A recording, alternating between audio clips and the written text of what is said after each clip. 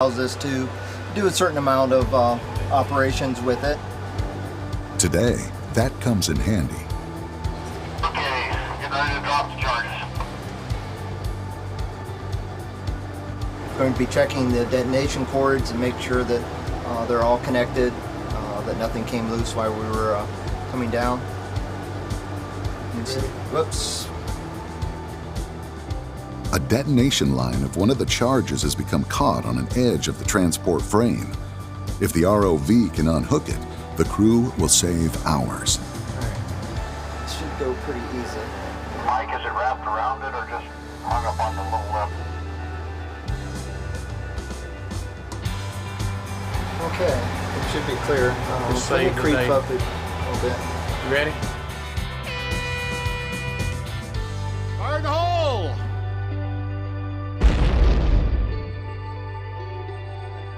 Every day, the hole underwater becomes a little deeper and wider.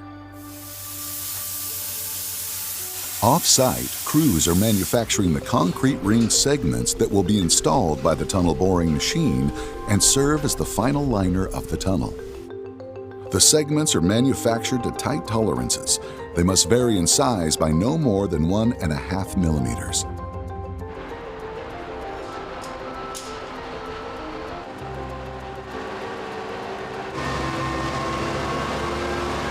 The precise size of the segments is crucial to the performance of the tunnel, as the rings must fit together and create a watertight seal that is strong enough to withstand the intense hydrostatic pressure.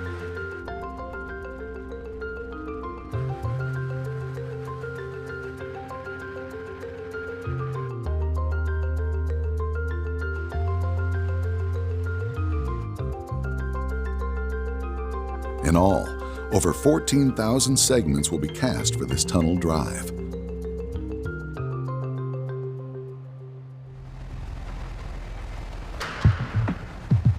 "600 feet underground, the TBM Kokopelli has begun mining. The concrete ring segments will make up the tunnel liner, installed within the protective shield of the machine. When ground conditions are favorable, meaning the rock formation is cohesive and groundwater minimal, the machine will mine in open mode. The material is carried through the machine by a screw conveyor and deposited on a conveyor belt to transport it through the tunnel. When ground conditions are poor and groundwater is flowing at high volumes, the TBM can switch into a closed or slurry mode. In closed mode, bentonite slurry is pumped to the face of the machine, and the excavated material mixes with the slurry and is pumped back to the surface where the bentonite is extracted and reused. Every 6 feet, the TBM stops and crews work to install another concrete ring.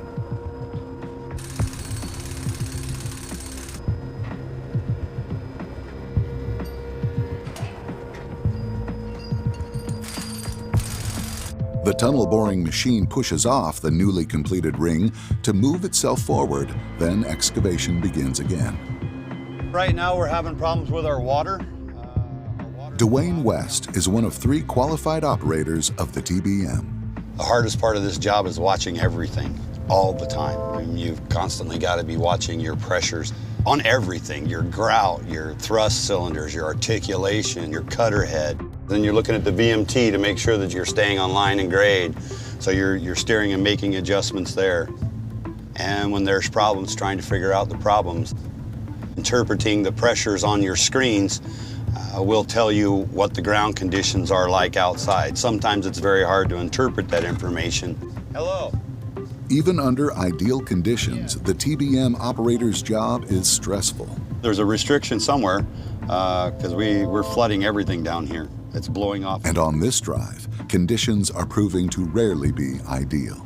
Yep, people are working on it, Chris. It's been very difficult because of the pressures. It's the highest pressure machine's ever been at in the world to mine through the ground.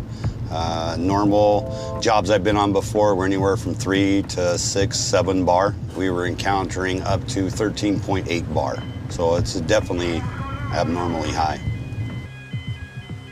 We had to mine at average of 12.5 to 13 bar to 13.9 and 14 bar for a long stretch. All these mechanical parts and hydraulic parts and structure of the cutter head, they've never been tested at this kind of pressure, like in the field. Due to poor ground conditions and high pressures, the team is unable to access the cutter head for routine maintenance, forcing the cutters to work much longer than they were designed for. Finally, the TBM enters better ground conditions, allowing for an inspection of the cutter head. Groundwater flows through at a rate of 4,000 gallons per minute. Working in these conditions requires heroic effort. The team makes a shocking discovery.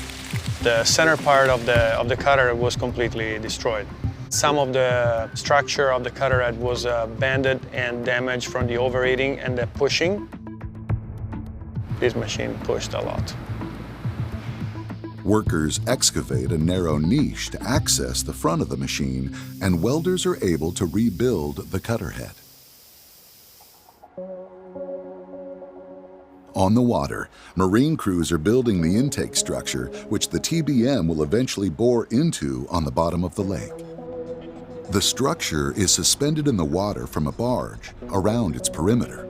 Long cables attached to each corner and threaded through strand jacks will serve to lower the structure to the bottom of the lake. The intake structure is complete, and the marine crew gathers before dawn to prepare for a big day. We're bringing the intake structure out today. It's 2 years worth of planning, 2 years worth of work, 2 years worth of digging a hole 60 feet deep at the bottom. It's a pretty significant thing. Maritime tradition requires a dedication before the voyage begins. If that bottle doesn't break, I have to go for a swim to reverse the bad luck. I've got all the trajectory on it I can get on it, Chief.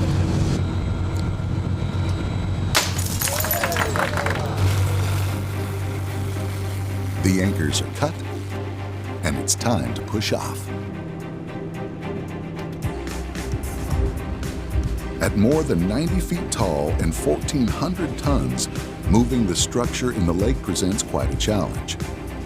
All eyes are on the weather.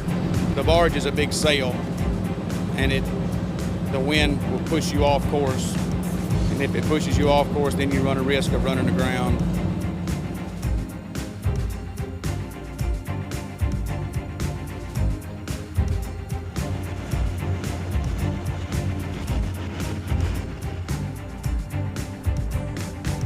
As the barge rounds the cove, the wind suddenly picks up, forcing the tugboats to operate at full power to stay on course.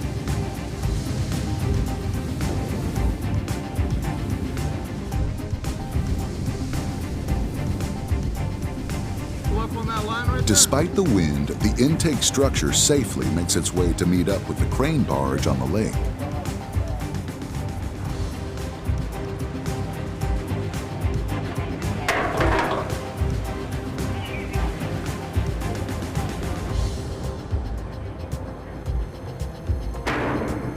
Great job on bringing this thing out. Wasn't exactly the best conditions, and y'all did a great job on it. The intake structure begins its slow descent to the bottom of the lake.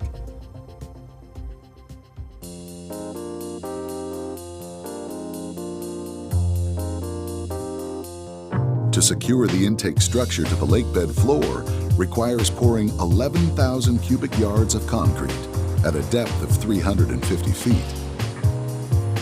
The logistics of such an undertaking require new techniques. The project is unique in itself. It's never been done before anywhere in the world. It's at a depth that concrete has never been placed, not in a trimming system. We had to take everything in and put it into one system and then fix problems as they came along to make each phase work. Engineers worked for 18 months to develop a method of delivery and a specific concrete mix designed for the unusual environment. The concrete, it has to stay very fluid during the transportation, and getting it out to the placement barge with the ready-mix trucks is very difficult because it takes around 2 hours to get it there.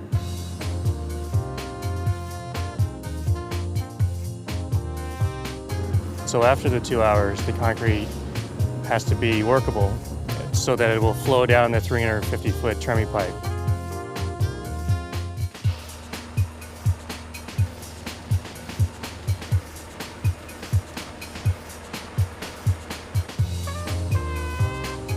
The pour itself is a marathon, running around the clock for 11 days straight. 3 barges loaded with concrete trucks rotate continuously from the shore to the site on the lake. As if the task was not challenging enough, Lake Mead throws in one more trial for the crew to overcome.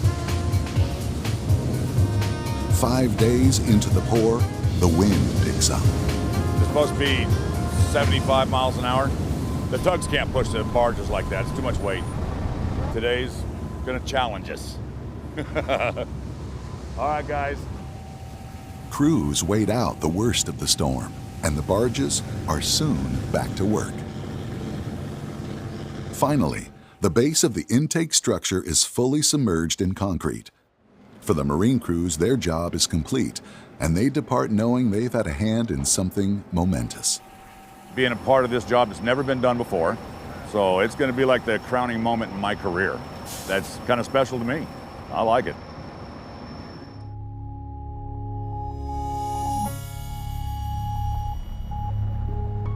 After 3 years of tunneling, the TBM Kokopelli is approaching the end of her journey. Took so long. We're right in the end now. All right, good morning, guys. Right now we are halfway through push 24-25. When we hit ring 24-27 is when we should be pushing through the intake structure. Very close, very close. All right, guys, let's go. Let's do this. The hole through has been a long time coming.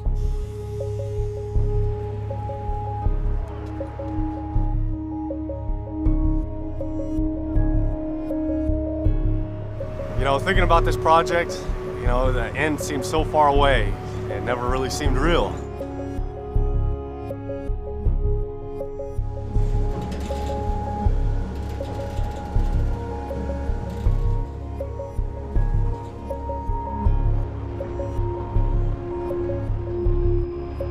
The crew below advances the TBM at a cautious, slow pace.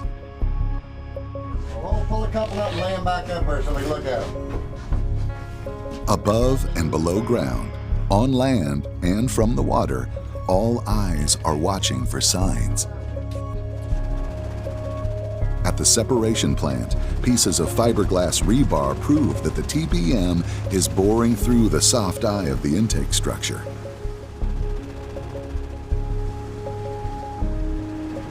I'm kind of waiting for this total force. That should drop down about 5,000 kilonewtons when we haul through. That's when we'll know. A call comes in from the marine barge on the lake, where workers report seeing bubbles rise up through the water. Did you get some more bubbles? Almost there. Almost there.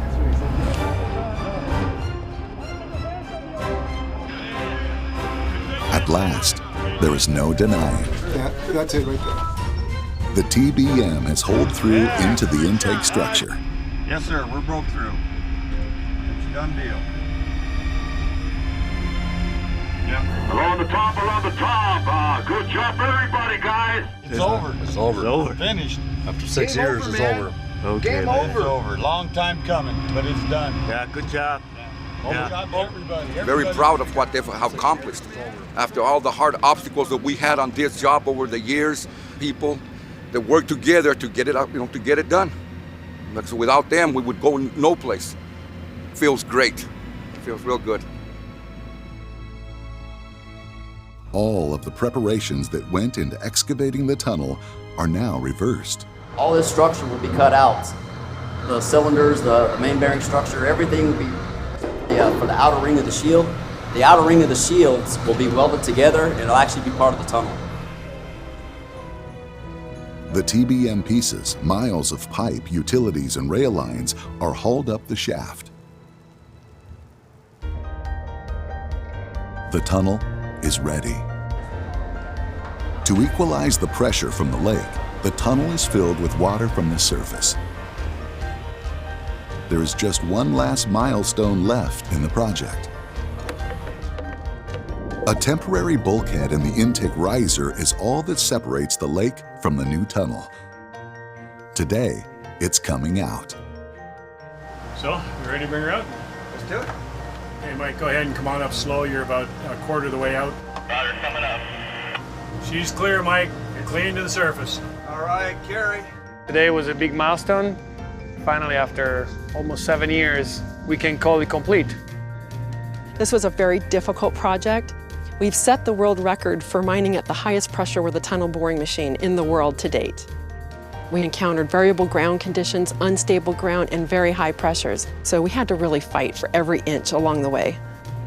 But it was really the workers, the contractors, engineers, everybody that's involved coming to work and bringing their best and putting their heads together and working through these challenges. That's why it was such a success. Uncertainties of drought fueled by climate change will undoubtedly continue to challenge the arid Southwest. But by looking ahead and planning for the future, the Southern Nevada Water Authority is mitigating some of its impacts. For the people of Las Vegas, the years of hard work and ingenious construction of the third intake have secured a reliable delivery of water to their homes, the very lifeblood for a community in the desert.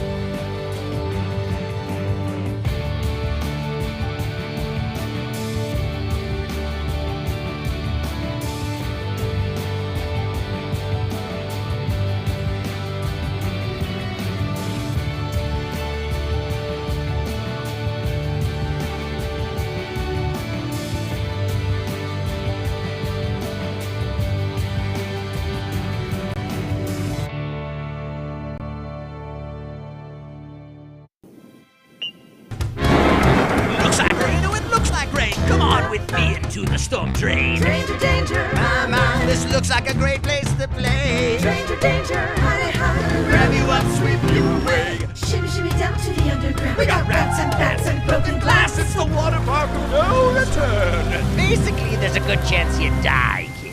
Where you going? Away from you. I'll be waiting. The Clark County Department of Aviation recently completed an 18-acre expansion of the aircraft parking area at Henderson Executive Airport. This investment in general aviation infrastructure helps prepare our airport system for future growth in the private and business jet traffic driven by high-profile, large-scale events. During big event weekends, general aviation operations at Harry Reid International Airport often reach capacity, and private aircraft are directed to Henderson and North Las Vegas Airport. In these instances, available aircraft parking at Henderson has reached capacity, making this expansion a necessity. The project began in April of 2022 on previously undeveloped land just west of the terminal building.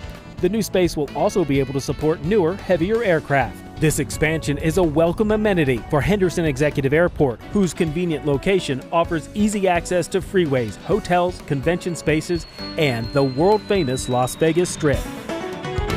Thanks for watching Clark County Television, Southern Nevada's best access to local government and the community.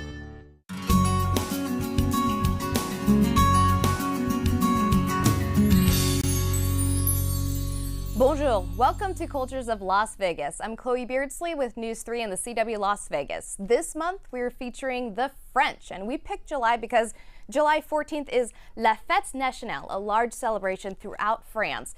And we have a special lineup of ladies and gentlemen who live right here in Southern Nevada, and we're so excited to share with you some of the best French food, ways to get connected within the French community, and also explore some local French businesses. Now, due to social distancing, we're kind of split up into groups, but we've got a lot of cool things to talk about with people's roots here in Clark County. And you can already see we're starting off with the ladies. Ladies first, of course, we've got Maggie with La Maison de Maggie, and we've also got Claudine Escobar-Durand from the Alliance Française. Woo! Personal story. So I spoke French. That was my very first language. I have forgotten everything. So if you guys say anything in French, I might miss it a little bit, so I apologize for that. But thank you so much for being here. I mean, it is so cool to kind of get back to your roots. I know a lot of people kind of like to do that getting older. Tell me a little bit about each of your businesses that you're connected to. We'll start with Maggie. You have La Maison de Maggie, and that is a little French spot here in town. Tell me a little bit about, we've got the food in front of us. It is really hard to social distance from this plate. Tell me a little bit about what we have here and what else you serve in your store. So here you have croissant and pain au chocolat, what you call chocolate croissant. Yeah, it's at like Starbucks. You're like, oh, can I get one of those? But it sounds so much cooler when you say it in French, right? Yeah, well, so this is what it was easy for me to bring here, because all the crepes and galette and croque monsieur, everything else I'm making is like more hard to bring in the studio and wait for it. So croque monsieur, anyone who's listening, if you're planning on taking a trip to France, that is a treat you're gonna have to check out. Explain a little bit, what is a croque monsieur? And I mean, that's just a winning thing to eat. Yeah, that's the easiest way to explain for you. It's like a grilled cheese with ham. And if you add eggs on top, it's a croque madame. It's simple, but simply amazing, and it's just the right French touch. And speaking of French touch, if you want to get connected within the French community, we have Claudine here. And tell me a little bit about the Alliance Française. That is a cultural group. You guys do a lot of things, classes. Give me a rundown of some of the things that you provide. So the Alliance Française is part of a world network of Alliance. We have more than 800 chapters worldwide, and here in the US there are more than 100 chapters. So in Las Vegas we teach adults, teenagers and children. We have group lessons, private lessons, so people can learn French in a fun way. Our students become social actors in French. You are not just learning verbs, but really you're going to be able to interact in French with French people, or when you travel. And we are also a cultural center. We have a lot of activities related to the culture. We have our French breakfast twice a month, and also French movie night with UNLV. And we also do for the little ones French story time once a month. And right now we are transitioning to online activities and online lessons because of the pandemic, but we hope to be back with our cultural activities as soon as possible. So a lot of people are talking about this as the new normal. You would say that in French as Retour à la normale. Perfect. So the return to normal, and it has been quite a transition for everyone here, not only in Southern Nevada, but across the world. But you guys have taken group gatherings and have translated that to online. How has that been? Well, as for everybody, the start was a little complicated, but right now our students are very happy with the online transition, because modern tools allow us to really interact and do group activities, even if we are distancing from each other. I also feel like we've become very social media savvy. especially lately, which is kind of great. We're very prepared for this kind of stuff. And you've also had to make modifications. Tell me a little bit. You're open now for your business. I was always open. Oh, you were always open? Yeah. Oh, wow. I did pick up, delivery myself because I had time to do it, and curbside, and now I'm already open for dining, as normal. And how does that feel, kind of going through everything with... For me, exactly, it's like nothing happened. Really? Well, that's great. Yeah, really. How everything back to normal, like you said. Yeah, and I'm sure people love that too. They're because so happy to be back. Yeah. I'm happy to see them too, but they're so happy to be back. Especially with those French cravings, because I mean, everyone at home has some sort of craving, and when you've tasted that French food, you just want to go back. And you can't, I mean, look, we're staring at it. That's carbs and it's glorious. Yeah, I know, I smell it too. And if only we had smell-o-vision, then everyone at home could just see how delightful this is. And tell me a little bit about some of your specialty plates that you have at La Maison de Maggie. So besides the croque monsieur that you talked about, I'm doing also the crepes and the galette. Galette that's made with buckwheat, so that's savory crepe, and it's gluten-free. Oh, that's perfect. So for the gluten-free family out there, that is certainly something to keep in mind. We'll definitely have to check that out. We've gotten a lot of recommendations for your restaurant to check it out. And I mean, the smell itself is kind of selling it for me. So wonderful, wonderful there. As far as getting people to try new things, what are some things that you recommend on your menu? Usually people like the crepe Suzette. That's with alcohol, but the crepe is set up on fire, so people love it just for the design already. And it's very classic French crepe. And other than that, I'll do all the sandwiches with French baguette. Oh my gosh. Like the classic, ham, cheese, butter, and cornichon. That's the French pickle, cornichon. My mouth is like watering right now. Like, oh my gosh, that is so good. And you probably teach your students a lot about the French dining. Tell me a little bit about how that plays into the classes that you do. Well, that place is like a lot of fromage, fromage. cheese. That's cheese. In our classes. So usually during class, people, especially on Saturdays, all our students bring pain au chocolat, croissant, baguette, and they just enjoy while they are eating and studying French. And so we have the French breakfast. And all our teaching is focused on culture. So for each unit, we teach them how does it reflects on culture. We teach about food, about museums, about also cultural difference and how to do things in France or also with the Francophone world, Canada, Africa. Very cool, very cool. So the lesson today is the best way to learn French is to eat the French food along with it. So take your classes and show up at La Maison de Maggie. Ladies, thank you so much for coming on this show. We'll have more guests coming up in just a second. Before the masks, before the distancing, before the world changed, UMC was ready. Our response to COVID-19 began before the crisis did, with our own team of infectious disease experts who've spent their careers planning for this moment. With a pandemic response plan, we'd practiced again and again, and by blazing new trails in large-scale testing, including every patient we admit. Always ready. UMC.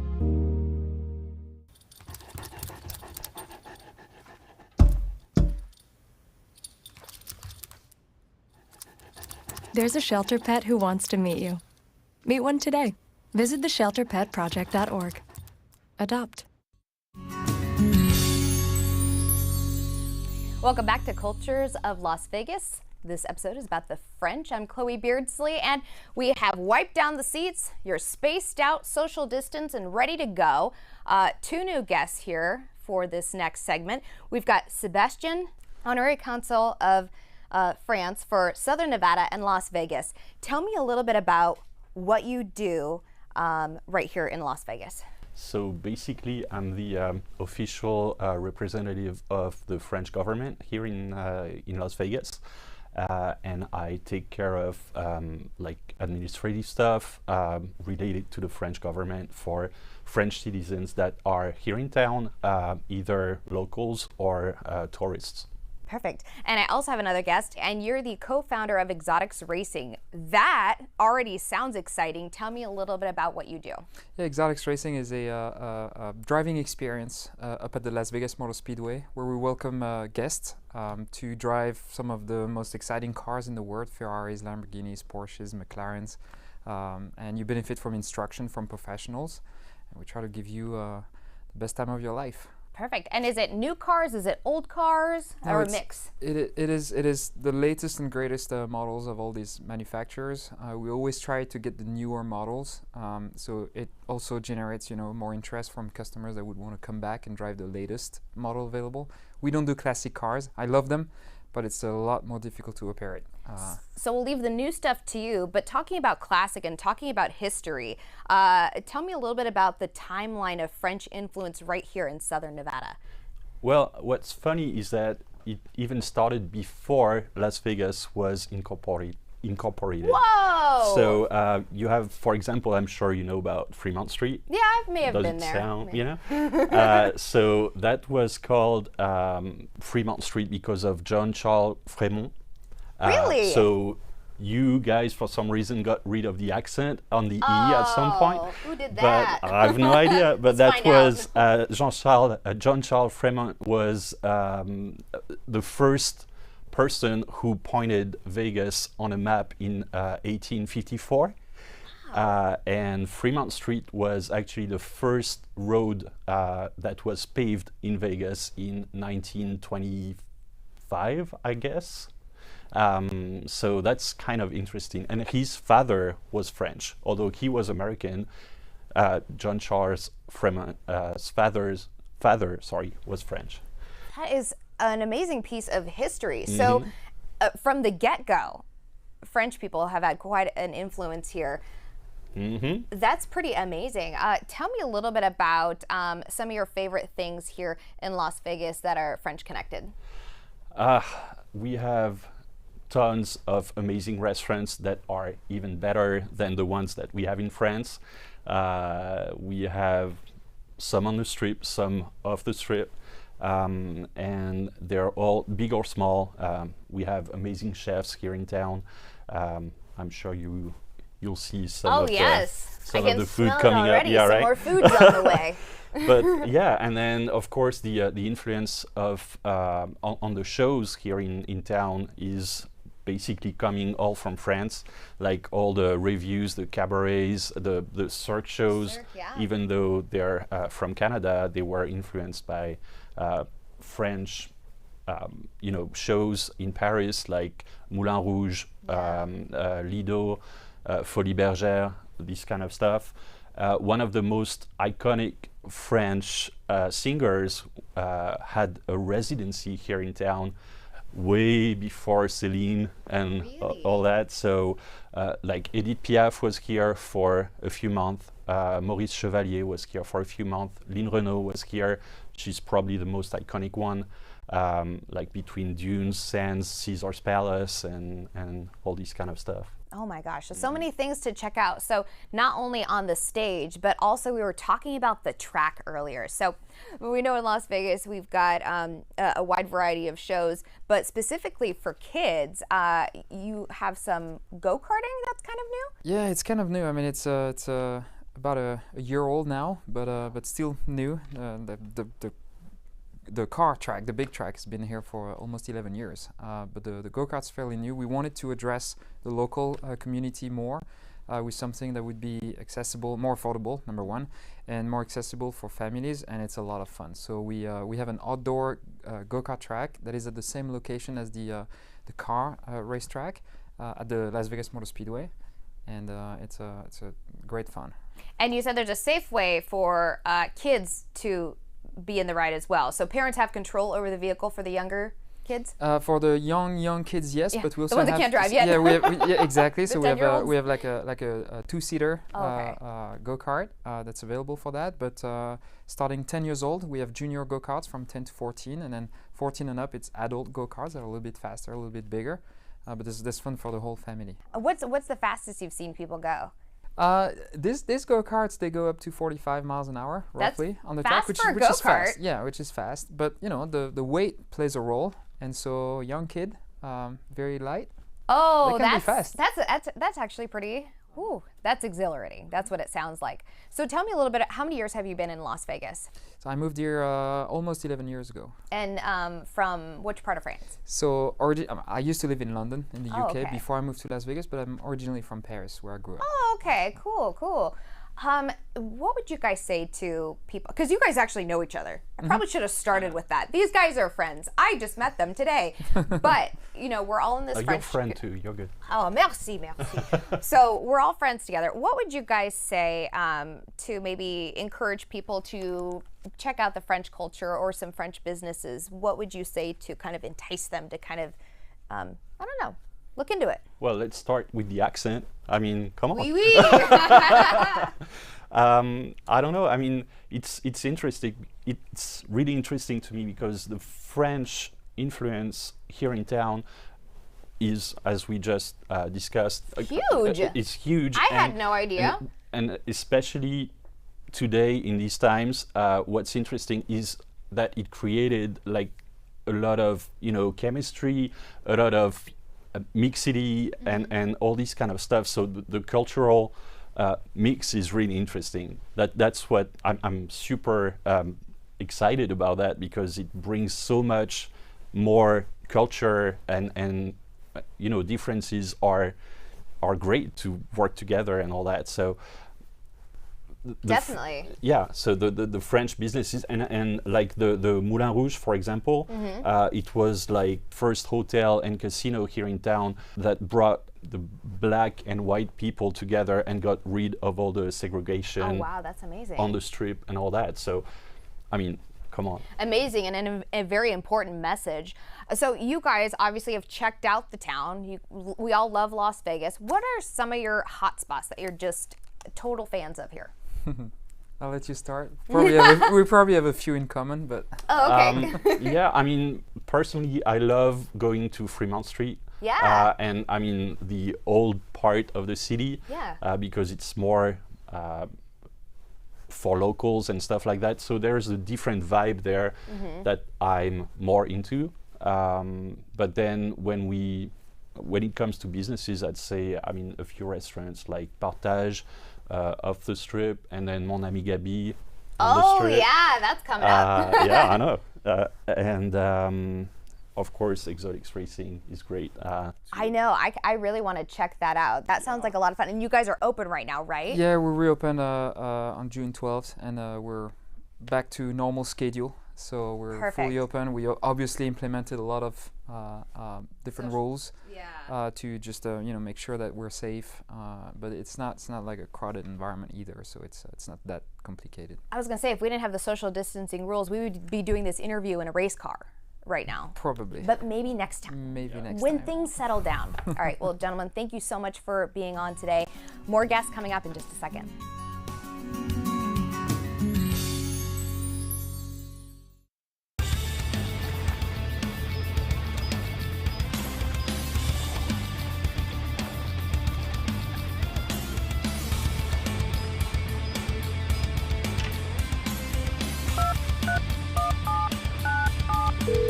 Thank you for calling the Jury Services Office. You haven't really lived until you've had a hand in justice. Serve on a jury. Be sure to respond if you get a jury summons and play a role to ensure that justice is fairly served.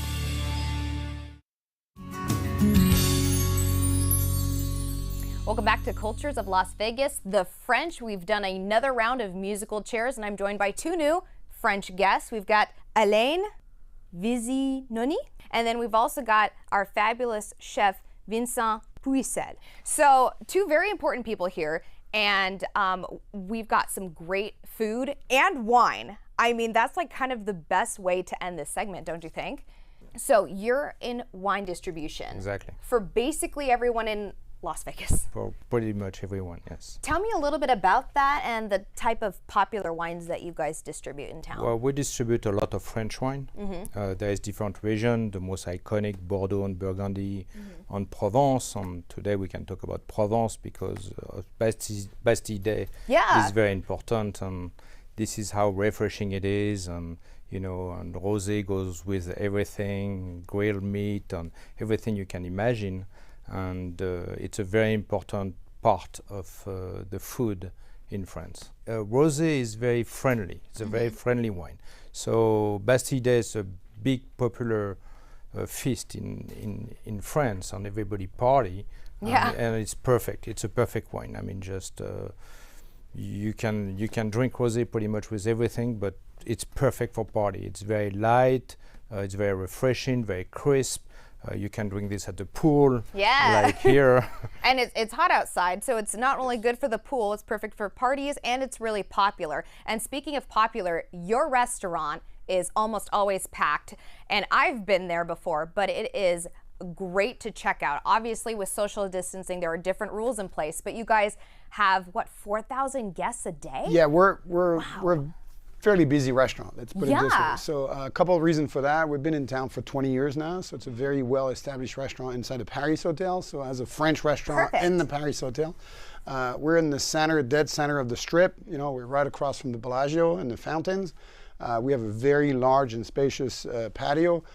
So all of those makes it that guests are automatically attracted by the restaurant. And then nevertheless, but we also serve a very classic French food. Which we brought today. Some of the example of that. We have a steak frite. So if you happen to tumble anywhere in Paris and you want to grab something to eat, a steak frite probably will be the most easiest thing to do.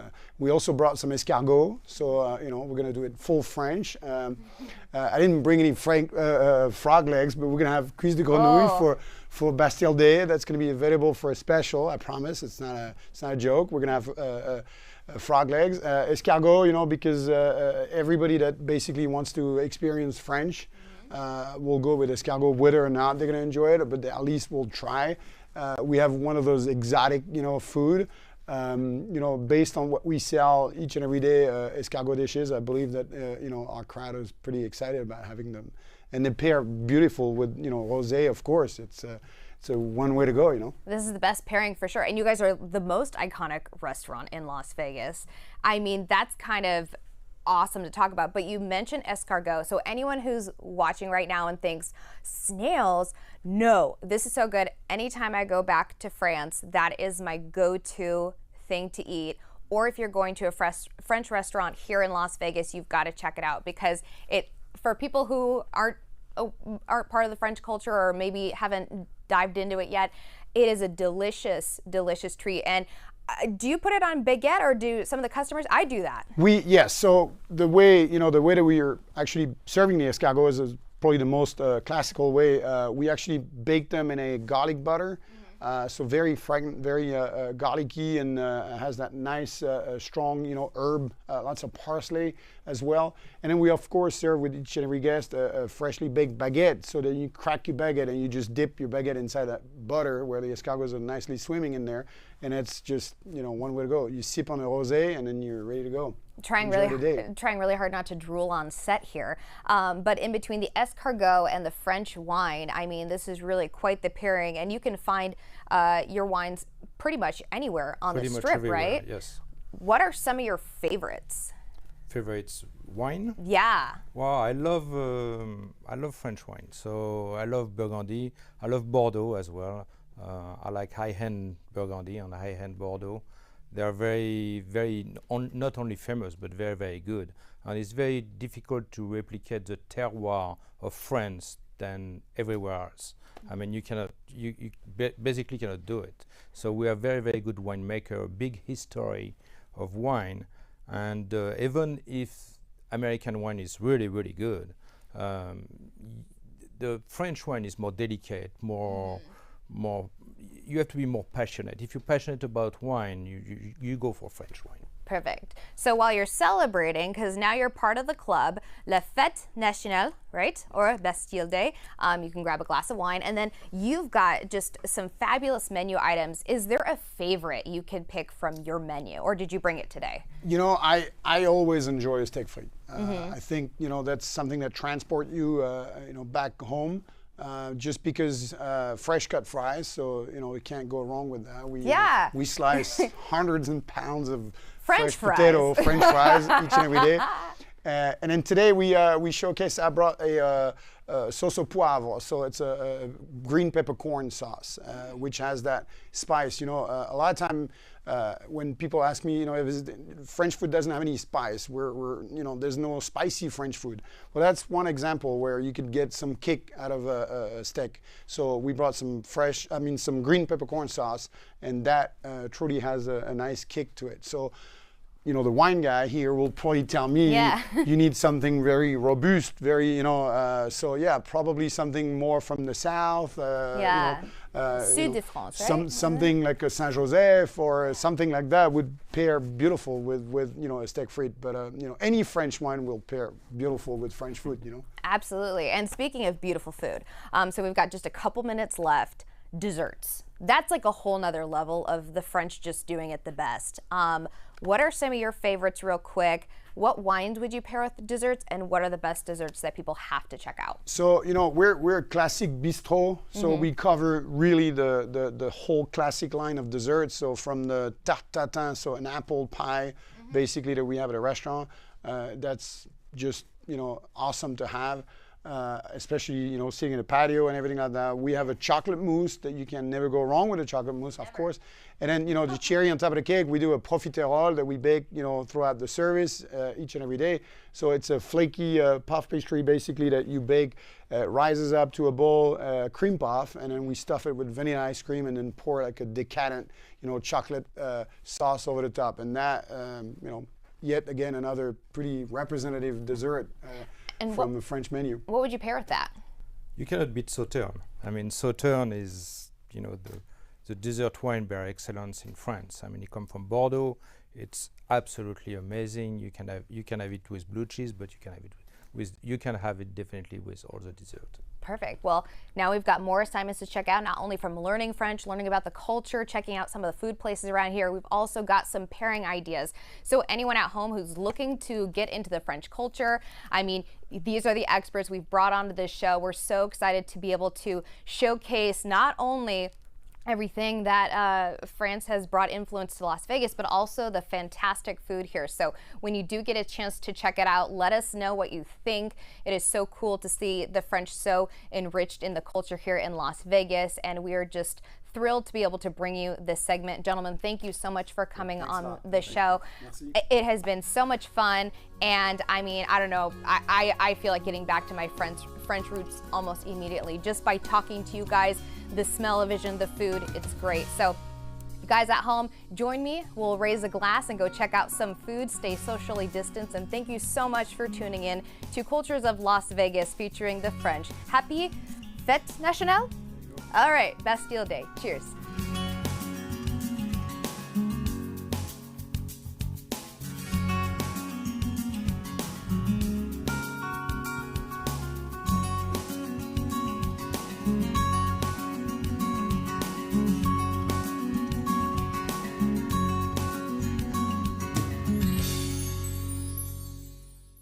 Although my car almost tipped over on its top, it didn't.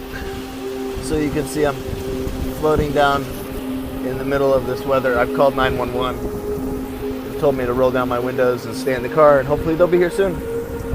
More than 1 million Nevadans commute to work every day. Whether you drive, take the bus, ride your bicycle, or walk, we all want to get there safely. To prevent collisions, it's essential to be proactive during your commute. It's important to be predictable and follow the rules of the road to keep yourself and others around you safe. We are the driving force of our economy. Let's get there safely. Let's get there together. It's that time of year again. Only safe and sane fireworks are allowed in Southern Nevada over the 4th of July. Like these, not these. If you get caught using illegal fireworks, it can cost you. Illegal fireworks cause fires, injuries, and are a source of thousands of complaints from seniors, pet owners, and people suffering from PTSD. Only buy approved fireworks from locally licensed and inspected neighborhood stands. Keep your 4th of July safe and sane, and leave the big shows to the pros. Our community, our home, Clark County, Nevada. Thanks for watching Clark County Television, the best access to your local government.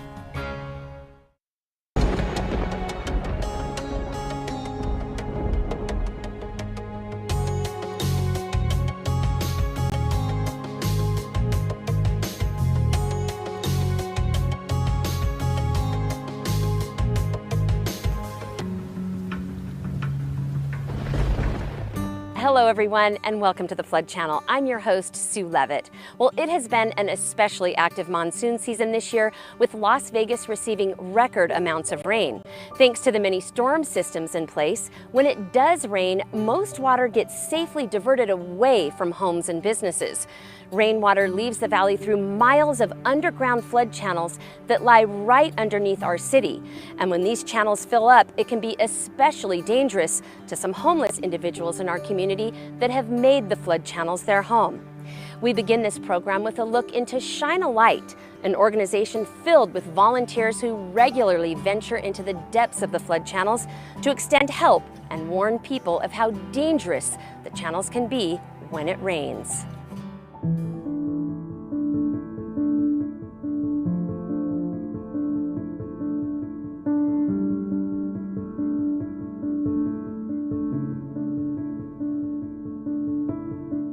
It's quiet, it's lonely, it's dark, it's wet, it's damp. Paul Vautrinot spent almost 3 years of his life here underground in these flood channels. I had resigned to the fact that I would die homeless living in a flood drain. And living in a flood drain that's meant for floodwater doesn't create the most stable living conditions. When it rains, I lose my bed. It's gone, and I have to start over. About 8 years ago, Paul was arrested and received help through a Henderson drug court. He's been able to get his life back on track and is now the executive director of the Shine a Light Foundation. He returns to the tunnels where he once lived to help others find a way out. These flood channels were created to keep the public safe, right? But some people have made this their home. So obviously, when it does rain, even when it's not raining, there's a lot of dangers to living like this. You know, disease and just the addiction and the things that are going on down here. But for a lot of them, they don't see a way out. So it's our responsibility to hold their hand and show them a way. Shine a Light is a Freedom House sober living program that helps the hundreds of men, women, and children who live in the underground flood channels of Las Vegas. The program prides itself on going into the depths of the storm drain system to engage with the underserved hidden population on a personal level.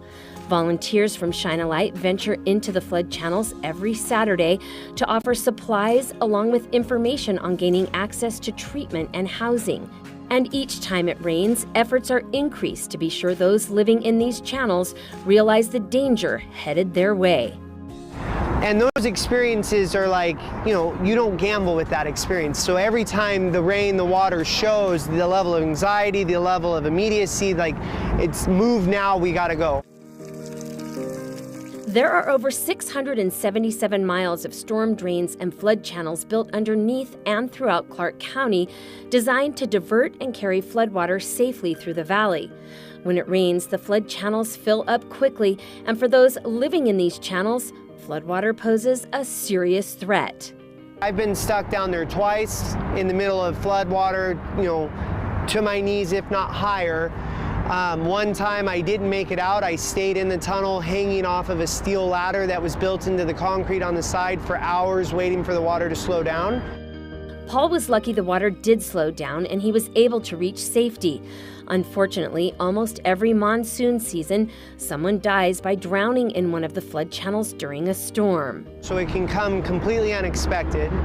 And then two, it's never easy to gauge how long it would take. So like there's been times when it rained and it never dangerously flooded. right? Like you're good, you're safe, you can stay down there, take your time, pack your stuff. Then there's times when it rains and in 30 seconds it's at your knees rushing 30 miles an hour downhill because they're designed to move downhill, and it can sweep you off your feet and carry you, miles down the tunnel. Shine a Light watches the weather and receives updates from the National Weather Service.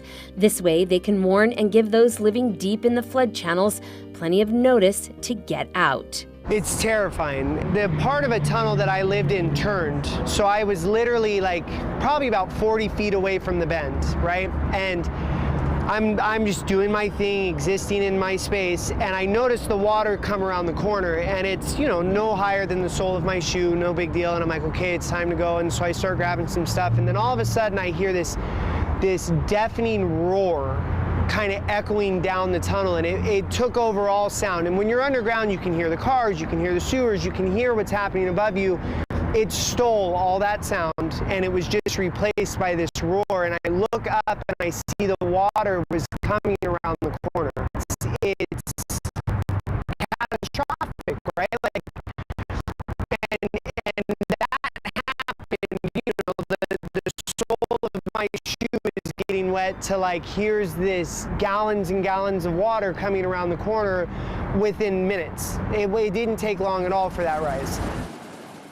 Hearing firsthand the terror those face living in the tunnels is what keeps organizations like Shine a Light heading back time and time again to help. It's estimated that over 2,000 people have made the tunnels their home, and so far this year, Shine a Light has helped almost 250 people get out. If you would like to help or want more information, you can visit shinealightlv.com. Well, do you know which way water flows in the Las Vegas Valley? And do you know how much rain Las Vegas receives on an average year? We'll have the answers when we come back.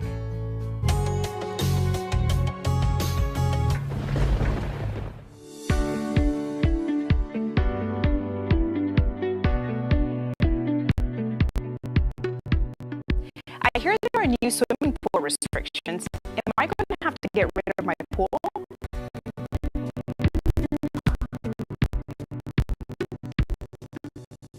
There are no plans right now to prohibit anybody's existing swimming pool from continuing to have water in it so that homeowners and property owners can continue to enjoy it. What we have done, however, is we have limited the size of swimming pools going forward. This means new construction of swimming pools have to be smaller than 600 square feet. Now, the average size swimming pool in Southern Nevada is about 470 square feet. So a 600 square foot swimming pool still provides for a good sized pool.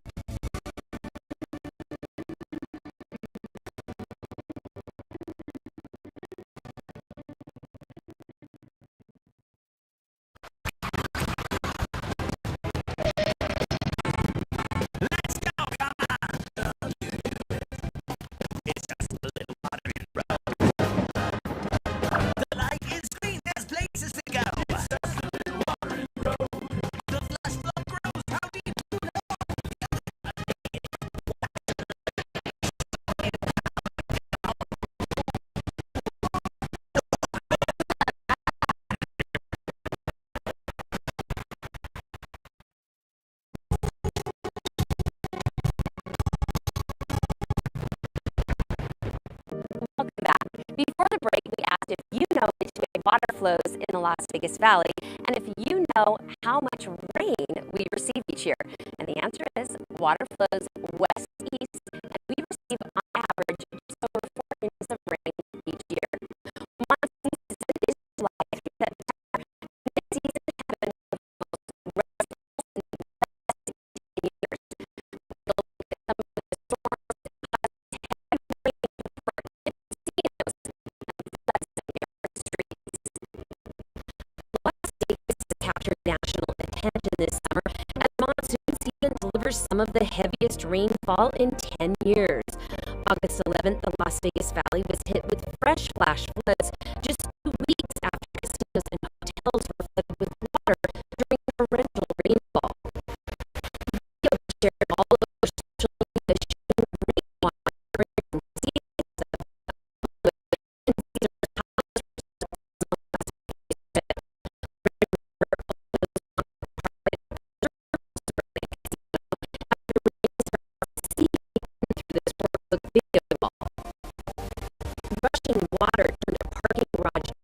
into a fast-moving river.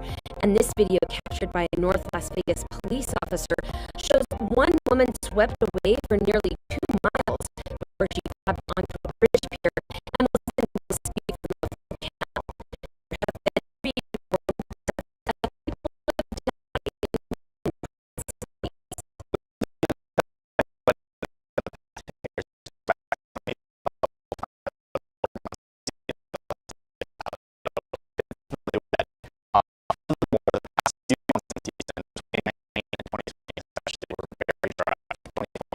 Driest monsoon season on record for the whole southwestern United States. So it was very dry, so it seems even more dramatic because we're coming off of so many dry summer seasons. You'll see from this graph provided by National Weather Service, the last storm on August 11th hit below for a half an inch of rain over the town.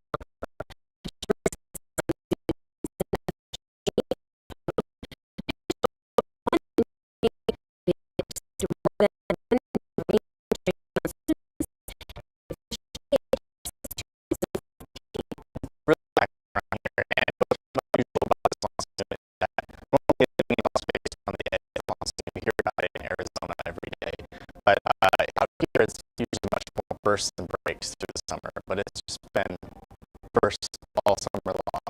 Almost every day we've had storm activity in the area, so that's made this season really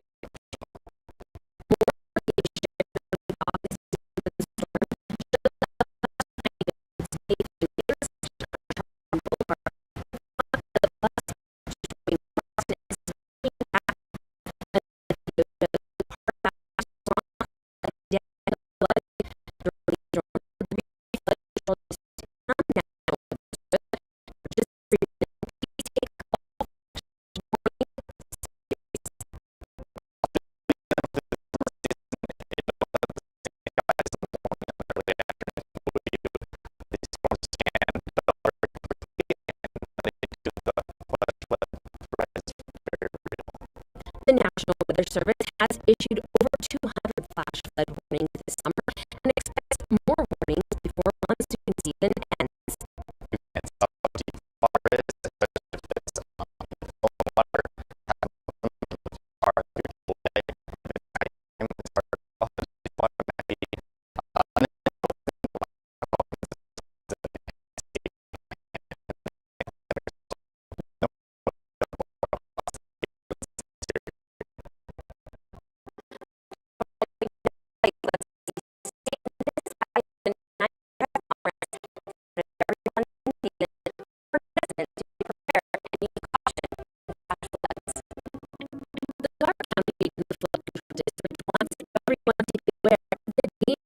Flash flooding.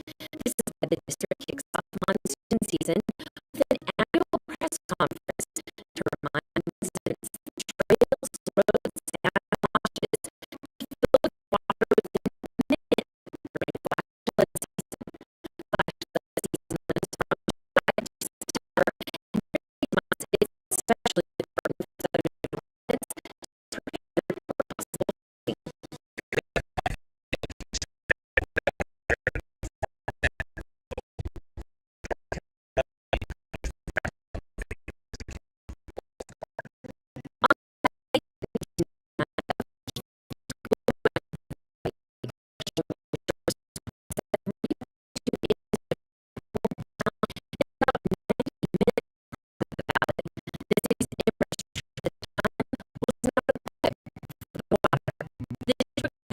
A lot of work since the 100-year event that hit our city back in 1999. Over $2 billion has